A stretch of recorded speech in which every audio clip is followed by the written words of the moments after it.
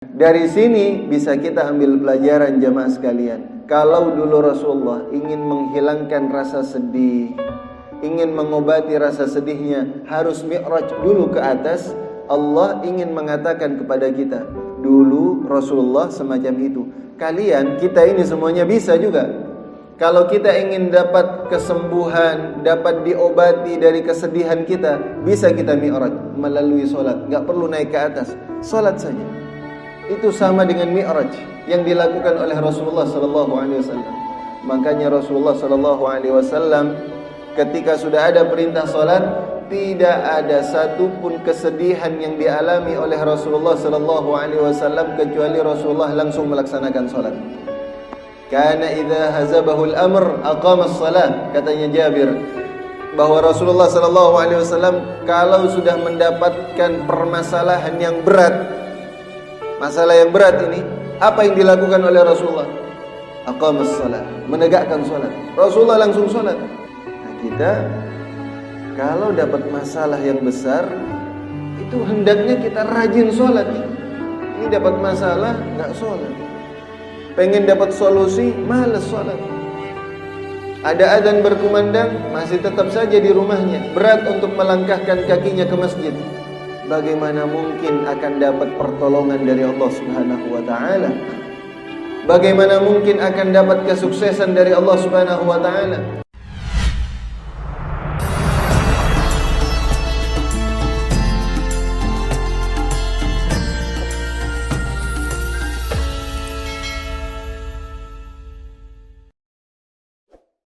Bismillahirrahmanirrahim. Assalamualaikum warahmatullahi wabarakatuh.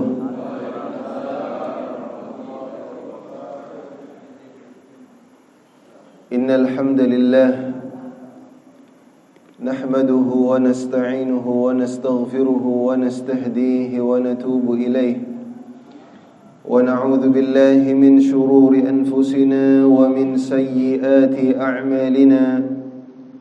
من يهده الله فلا مضل له ومن يضلل فلا هادي له أشهد أن لا إله إلا الله وحده لا شريك له وأشهد أن محمدا عبده ورسوله وصفيه وخليله أرسله الله بالهدى ودين الحق ليظهره على الدين كله ولو كره الكافرون.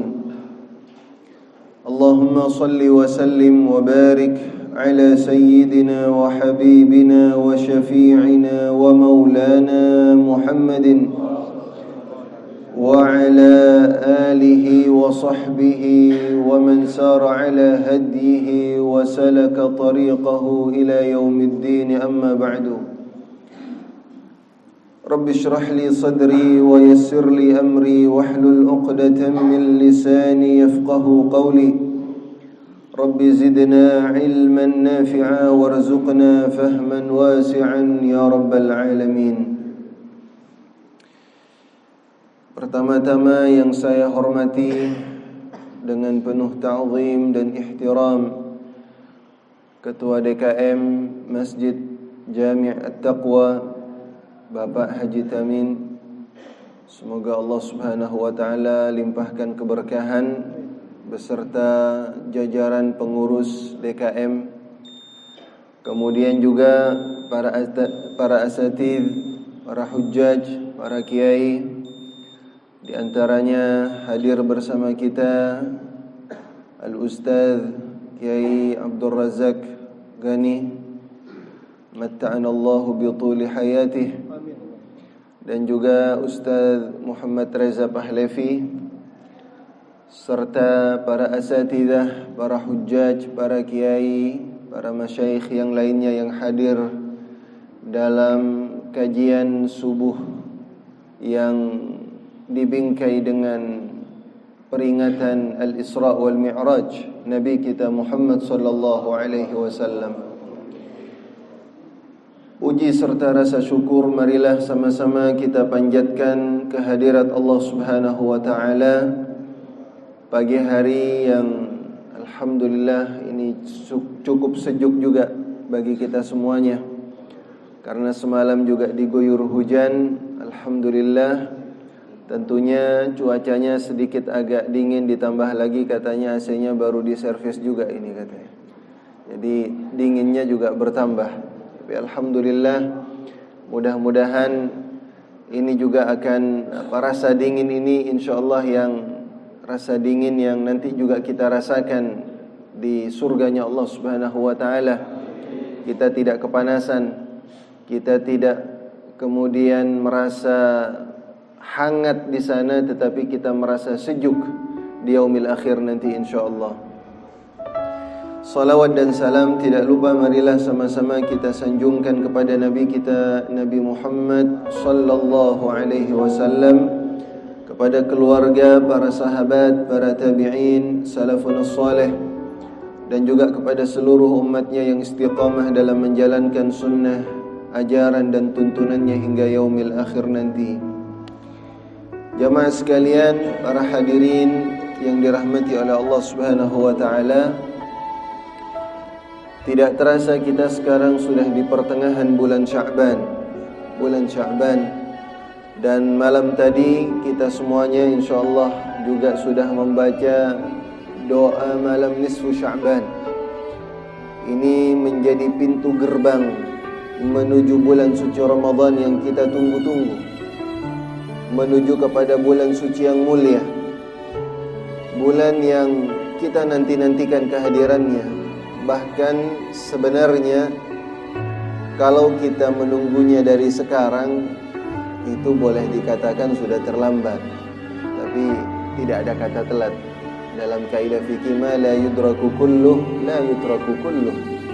Sesuatu yang tidak bisa kita ambil, kita gapai secara keseluruhan bukan berarti terus ditinggalkan.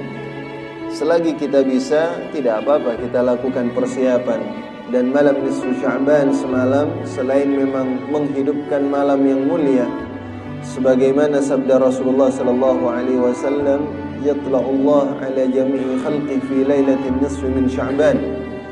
Allah menatap seluruh makhluknya dengan tatapan yang khusus.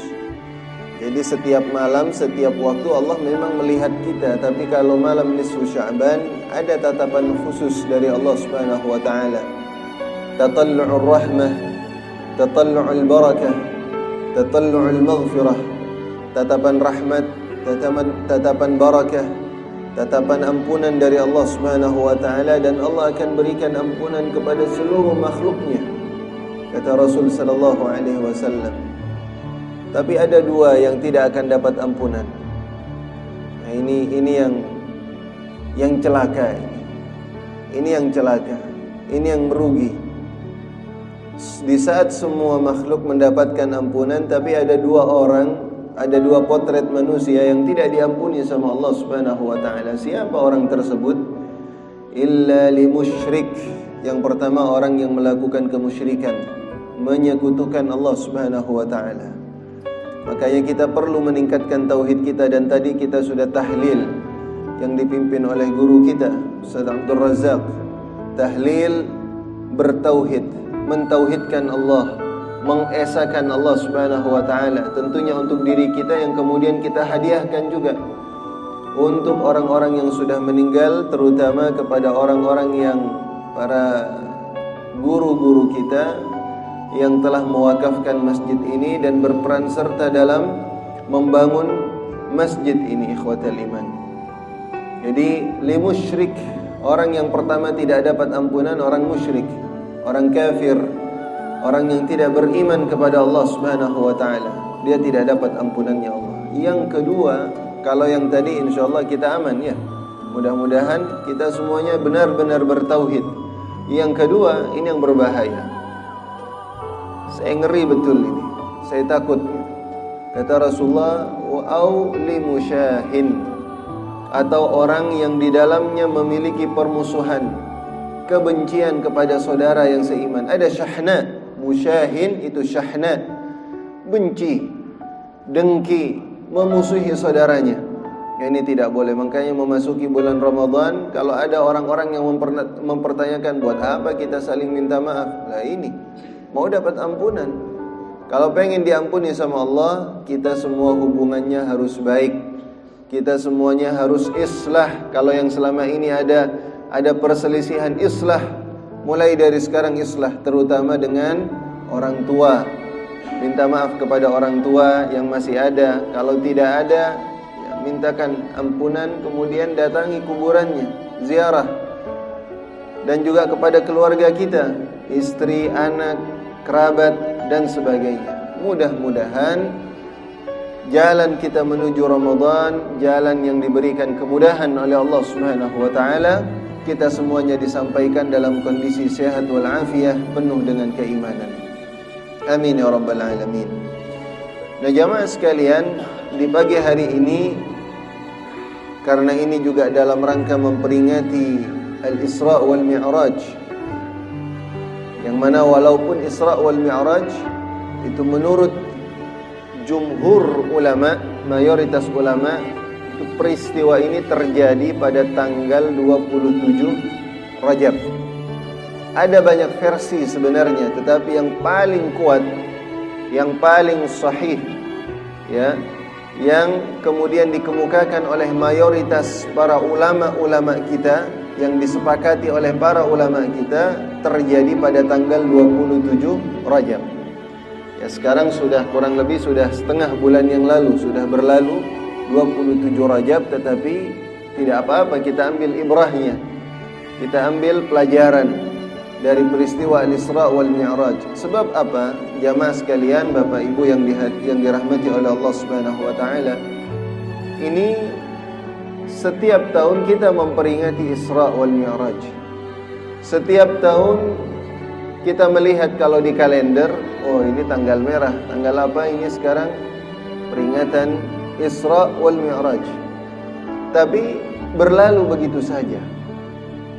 Tidak ada yang bisa kita ambil, tidak ada yang bisa kita hadirkan dalam kehidupan kita.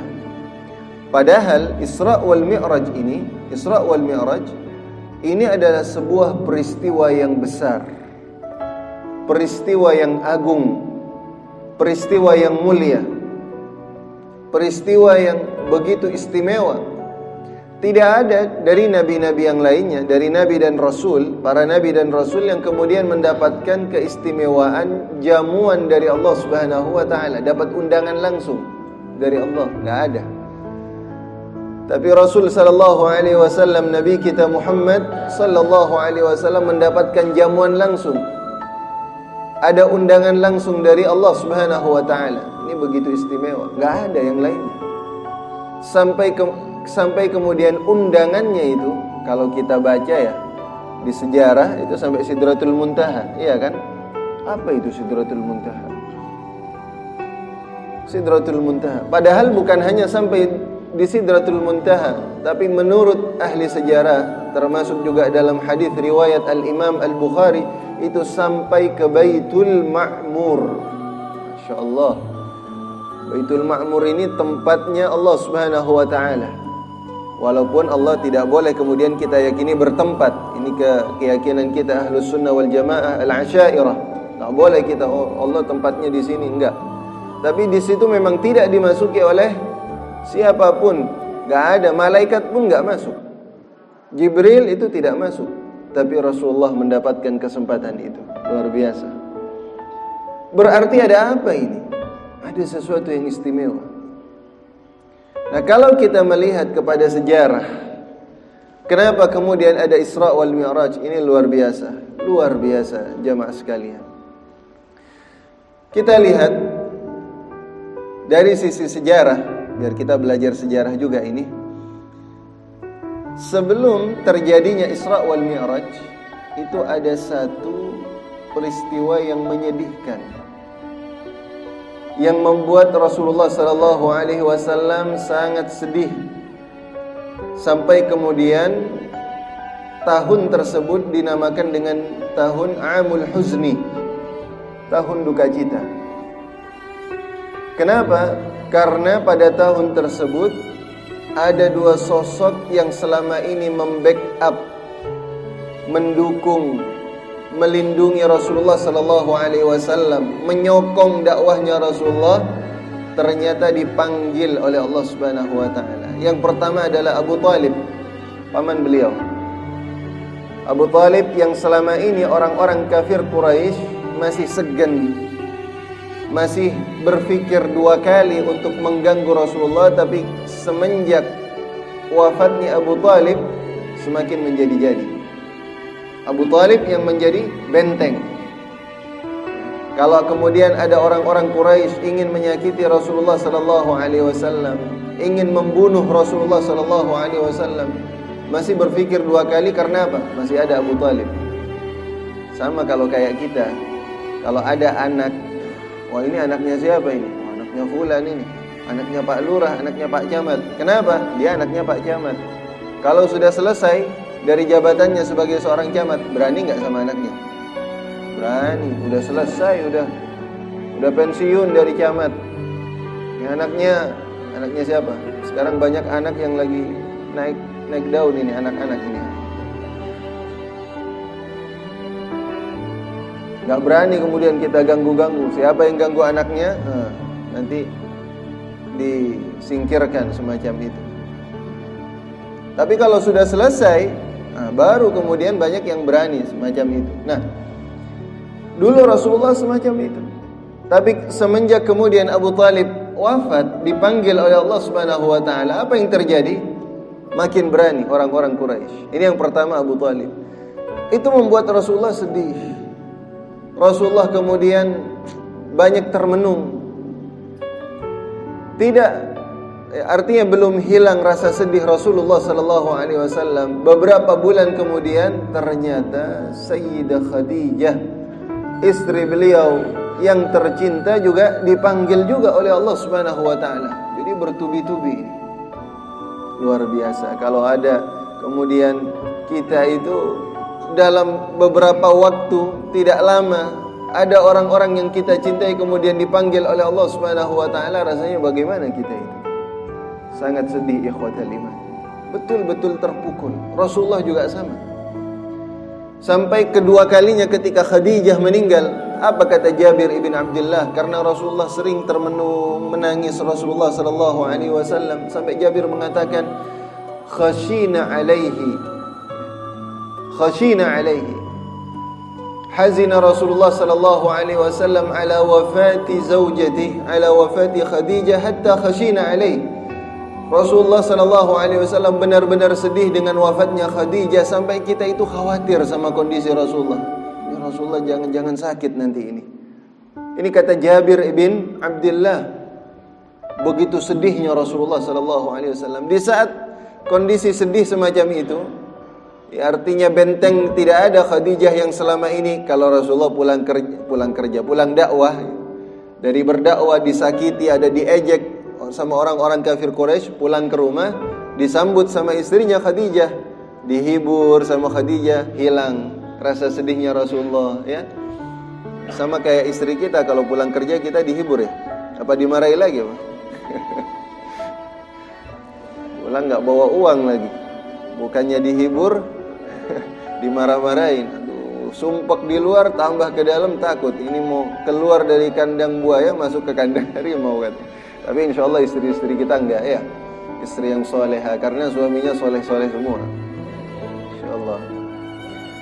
Nah, Khadijah semacam itu.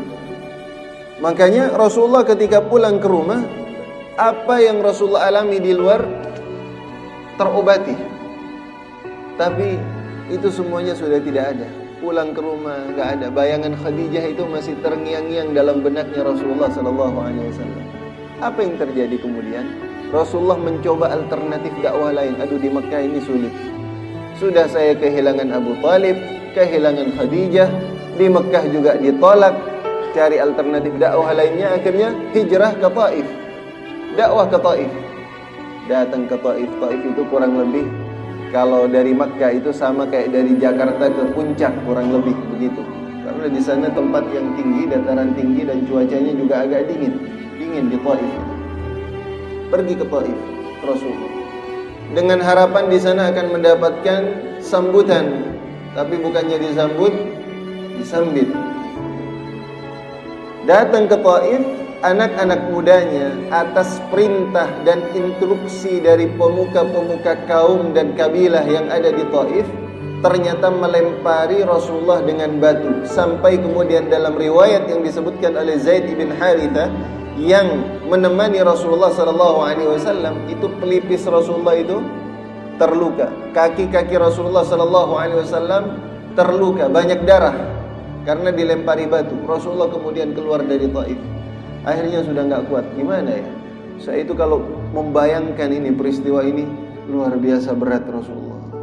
Ini sudah di Makkah kehilangan Abu Talib, kehilangan Khadijah, kemudian pergi ternyata merantau juga, diusir, dilempari. Bagaimana kemudian mental dari Nabi kita Muhammad SAW sampai kemudian beristirahat Rasulullah munajat kepada Allah Subhanahu wa taala dalam sebuah munajatnya yang sangat terkenal. Allahumma inni ashku dha'fa quwwati wa qillata hilati wa hawani 'alan nas ila man takiluni ila aduwin mallaktahu amri aw ila ba'idin yatajahhamuni. Ini kata Rasul sallallahu alaihi wasallam dalam munajatnya yang panjang, ya Allah, aku mengadu kepadamu lemahnya diriku dan hinanya aku di hadapan manusia dan minimnya strategi siasat yang aku punyai. Kepada siapa lagi aku harus bersandar, ya Allah? Apakah aku harus menyerahkan diriku kepada orang yang jauh asing atau kepada musuh yang mereka punya kontrol, kendali atas diriku, ya Allah? Kepada siapa, ya Allah? Ini sudah saking pasrah betul. Lihat jamaah sekalian, ini pelajaran penting. Ketika kita sudah berada dalam kondisi yang terdesak, sudah berada dalam kondisi yang terpojok, kita sudah tidak punya cara, kita sudah tidak punya siasat, dan sandaran kita hanya Allah, kita tetap yakin kepada Allah Subhanahu wa taala. Saat itulah, tunggulah saatnya di mana Allah Subhanahu wa taala akan langsung membantu kita. Ini pasti. Makanya ketika dalam kondisi yang semacam itu Rasulullah sudah ke Taif, ternyata langsung direspon sama Allah Subhanahu wa taala. Ini kan sedih ya? Sedih. Kemudian Allah langsung apa? Memberikan satu hadiah. Hadiah berupa Isra wal Mi'raj. Disuruh datang kepada Allah Subhanahu wa taala. Luar biasa. Ini langsung mengobati apa yang dirasakan oleh Rasulullah sallallahu alaihi wasallam. Mengobati apa yang selama ini rasa sakit dan sedih yang dirasakan oleh Nabi kita Muhammad sallallahu alaihi wasallam. Kita ini bayangkan saja. Kalau kita sedang sedih, banyak musibah, tiba-tiba Allah ngundang kita. Kira-kira gimana ya? Luar biasa. Lupa semuanya. Semuanya lupa. Sebab yang mengundang kita adalah Allah Subhanahu wa ta'ala. Jadi yakini bahwa ketika kita mengalami kesulitan dan kita tetap yakin kepada Allah Subhanahu wa ta'ala, pada saat itu Allah akan membantu kita. Lihat itu. Buktikan itu. Lihat Nabi Musa alaihissalam. Waktu dikejar-kejar sama Fir'aun dan bala tentaranya, Nabi Musa sama pengikutnya lari sampai kemudian terjebak di Laut Merah. Dimana sampai sudah di Laut Merah, kalau melanjutkan ya nyebur ke laut, kalau balik lagi di belakang ada Fir'aun sama bala tentaranya. Gimana ini? Apa katanya pengikutnya Nabi Musa? Inna lamudrakun. Di dalam Al-Quran, wah kena kita, sudah ketangkep kita, mau kemana lagi? Gak ada tempat pelarian. Ke depan Laut Merah. Tapi Nabi Musa alaihissalam, ini kalau kita kan sama, ini mau lari kemana lagi nih? Udah pasrah kita. Gak ada lagi yang bisa kita ikhtiarkan. Apa kata Nabi Musa alaihissalam? Kalla inna ma'iya rabbi sayahdi. Tidak, kita masih punya Allah Subhanahu wa ta'ala yang akan memberikan jalan keluar bagi kita. Benar, kalau Allah sudah memberikan jalan, semua hukum alam itu menjadi mudah. Tiba-tiba Allah Subhanahu wa ta'ala memberikan wahyu kepada Nabi Musa alaihissalam, fadrib bi'asaka al-bahr fanfalaqa al-bahr fakana kat-tawd. Allah kemudian memberikan ilham kepada Nabi Musa, itu tongkat, pukulkan ke laut. Masuk akal nggak kira-kira? Nggak ada. Coba pukulin ke laut itu tongkat, bisa terbelah? Nggak bisa. Tapi Nabi Musa disuruh sama Allah, pukulkan tongkat itu ke laut, tiba-tiba terbelah menjadi dua. Ini kalau Allah sudah berkehendak, semuanya mudah, gampang. Nah, Nabi Muhammad SAW sudah kesulitan, terpojok, pulang dari Taif ke Mekah. Di Mekah nanti bakal mendapatkan ejekan lagi. Mau pulang kemana ini? Mau kemana ini? Akhirnya Jibril alaihissalam atas perintah dari Allah Subhanahu wa taala ini menjemput Nabi kita Muhammad sallallahu alaihi wasallam melakukan perjalanan Isra dari Makkah ke Masjidil Aqsa. Dari Makkah ke Masjidil Aqsa. Di sana salat Rasul sallallahu alaihi wasallam yang kemudian dalam riwayat juga bersama dengan para nabi, Rasulullah jadi imam. Ini yang menunjukkan bahwa kedudukan Nabi kita Muhammad sallallahu alaihi wasallam yang paling mulia di antara nabi-nabi yang lainnya. Makanya banyak sholawat kepada beliau. Jangan pelit-pelit, bersolawat. Kalau kemudian setelah Isra di Masjidil Aqsa, ya, lalu kemudian diantar sama Jibril alaihissalam. Kemana itu? Ke Sidratul Muntaha, langsung kemudian ke Baitul Ma'mur, memenuhi undangannya Allah Subhanahu wa taala. Sampai di sana seakan-akan Allah ingin mengatakan kepada Rasulullah sallallahu alaihi wasallam, kamu tidak usah bersandar kepada Abu Talib, tidak usah bergantung kepada Khadijah. Itu semuanya manusia lemah, tapi bergantung dan bersandarlah kepada aku, Tuhanmu yang memiliki kuasa atas dirimu. Jadi nggak perlu bersandar kepada manusia. Ini ada, selama semuanya sudah tidak ada, selagi ada aku, kata Allah Subhanahu wa taala, enggak perlu sedih. Enggak perlu sedih, tidak perlu takut. La tahzan wa la takhaf. Jangan sedih dan jangan takut. Makanya kemudian di sana dijamu, diperlihatkan surga. Bagaimana nikmatnya surga, diperlihatkan neraka. Rasulullah juga bertemu dengan nabi-nabi. Di setiap langit ada nabi-nabi yang dijumpai oleh Rasulullah sallallahu alaihi wasallam. Nah, ini al-Isra wal Mi'raj. Ini Isra wal Mi'raj. Luar biasa. Yang kemudian ketika turun sepulangnya dari Isra wal Mi'raj, Rasulullah mendapatkan oleh-oleh. Ini oleh-oleh yang luar biasa. Saya mau tanya, kira-kira kalau ada oleh-oleh dari Allah Subhanahu wa taala, mau diambil enggak? Mau diambil? Ada yang enggak mau oleh-olehnya? Kalau ada kemudian pejabat tinggi yang memberikan kepada kita hadiah, oleh-oleh ini kepada kita, apa ada di antara kita yang tidak mau? Pasti mau. Ya. Ternyata Rasulullah membawa oleh-oleh dari Allah Subhanahu wa taala kepada seluruh umatnya berupa perintah salat. Salat. Dapat perintah salat, ikhwatal iman. Jadi ini satu-satunya ibadah yang tidak diturunkan, diwajibkan di dunia. Enggak. Kewajibannya itu di akhirat, di langit, di Baitul Ma'mur. Jadi harus dijemput dulu ke atas. Berarti kedudukan sholat ini luar biasa. Nah, dari sini bisa kita ambil pelajaran jamaah sekalian. Kalau dulu Rasulullah ingin menghilangkan rasa sedih, ingin mengobati rasa sedihnya, harus mi'raj dulu ke atas. Allah ingin mengatakan kepada kita, dulu Rasulullah semacam itu. Kalian, kita ini semuanya bisa juga. Kalau kita ingin dapat kesembuhan, dapat diobati dari kesedihan kita, bisa kita mi'raj melalui sholat. Gak perlu naik ke atas, sholat saja. Itu sama dengan mi'raj yang dilakukan oleh Rasulullah SAW. Makanya Rasulullah SAW ketika sudah ada perintah sholat, tidak ada satupun kesedihan yang dialami oleh Rasulullah SAW kecuali Rasulullah langsung melaksanakan sholat.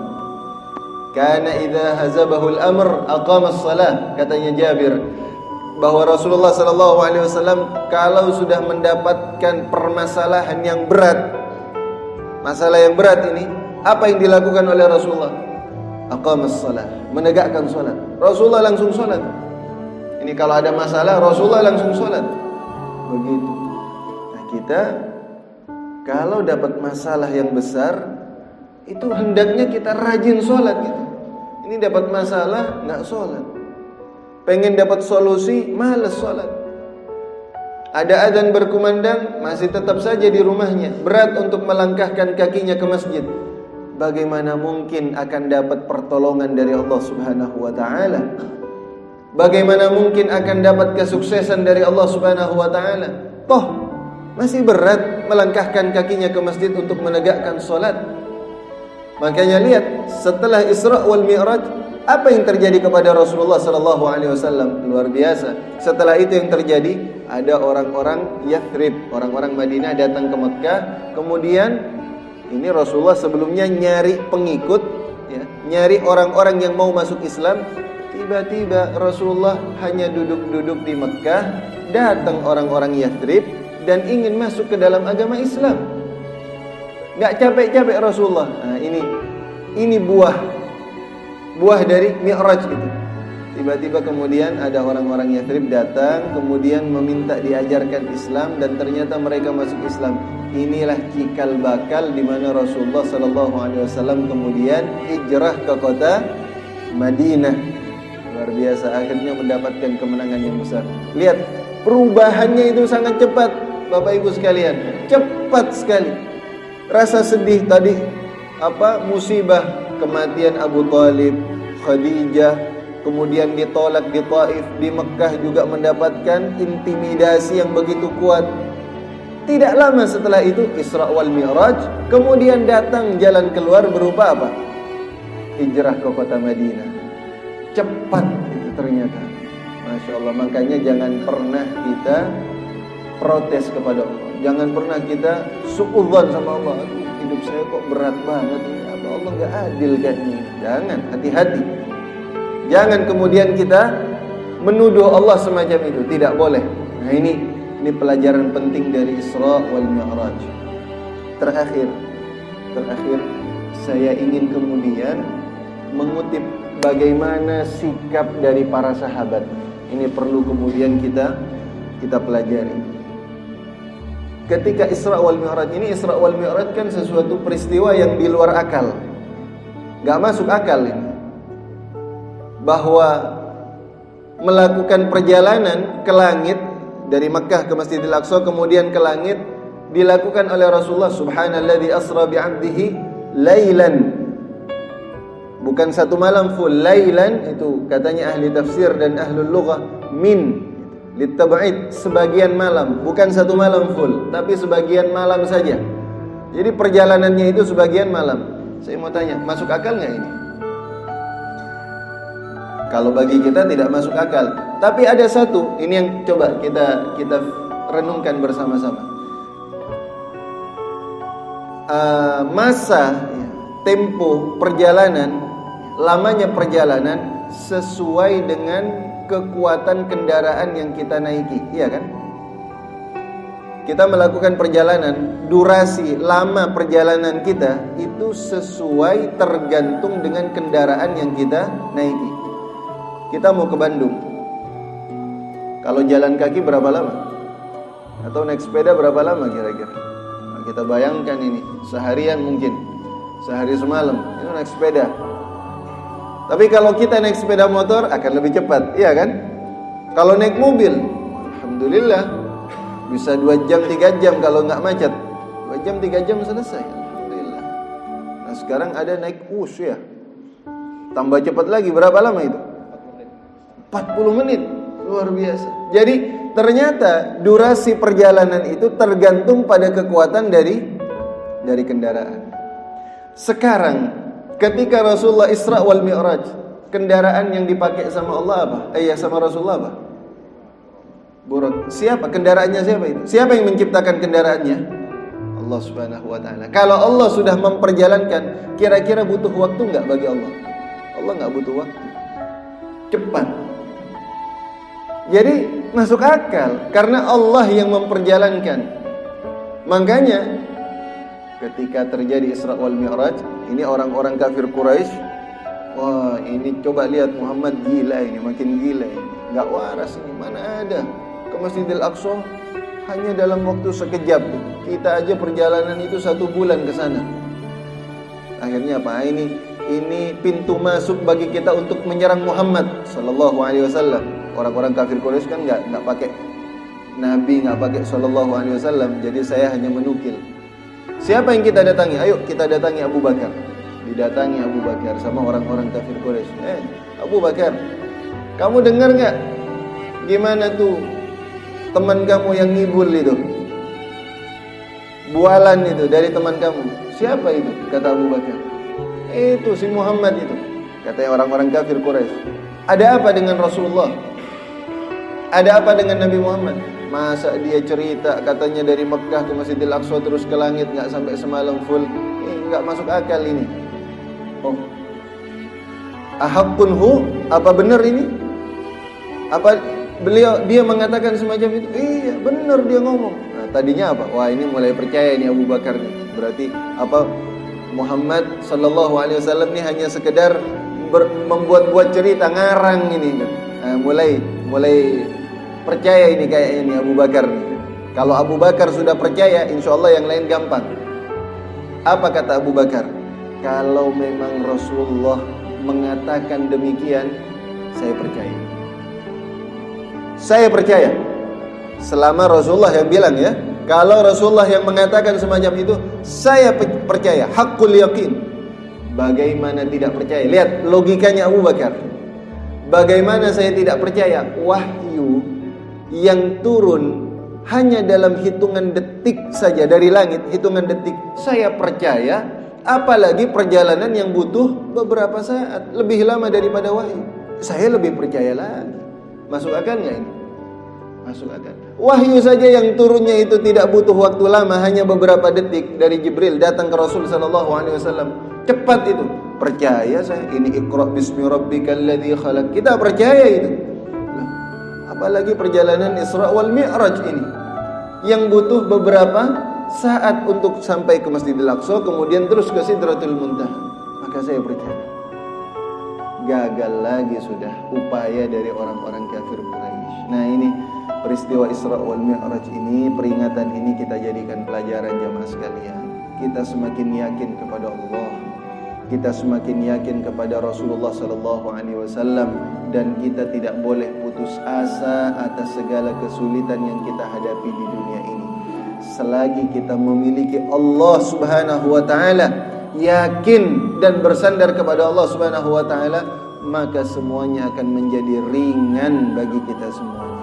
Mudah-mudahan kita memiliki keimanan yang kuat ya. Ini modal kita menuju kepada bulan suci Ramadan ya, insyaallah. Baik, saya kira ini cukup sebagai tausiah pada pagi hari ini. Sudah jam 6:30 juga. Jadi saya mohon maaf atas segala kekurangan, kesalahan, kealpaan. Yang benar datangnya dari Allah dan yang salah dari saya sendiri. Semoga ini bermanfaat. Wabillahi taufiq wal hidayah wal ridha wal inayah wal afu minkum. Wassalamualaikum warahmatullahi wabarakatuh.